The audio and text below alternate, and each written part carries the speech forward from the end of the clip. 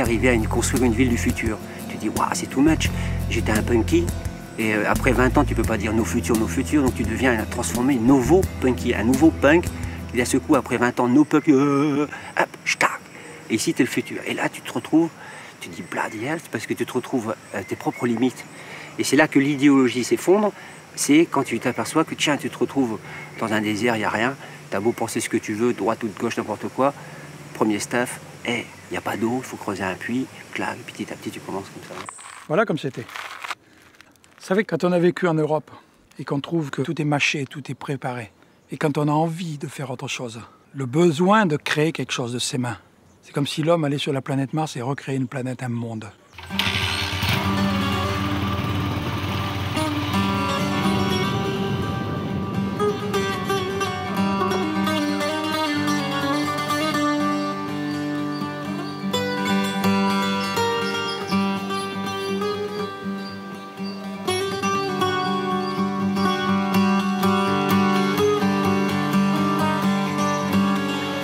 Quand on dit Auroville, la ville dont la terre a besoin, c'est parce que c'est toutes les difficultés qu'on rencontre. On essaye d'utiliser Auroville comme un laboratoire qui va permettre de trouver les réponses à des conflits qui se retrouvent partout, en France, en Europe, sur toute la terre, en Chine, en Inde, ici, cela.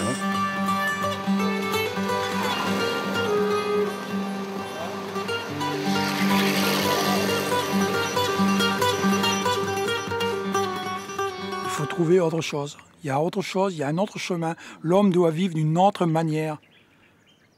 De trouver une autre manière de vivre, une autre raison de vivre qui ne soit pas ce qu'on trouve partout en Europe. Le métro, boulot, dodo, argent.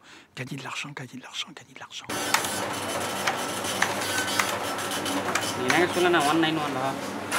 On est aussi en train de partir dans un espèce de capitalisme individualiste qui n'est pas tout à fait l'histoire d'Auroville. La réalité,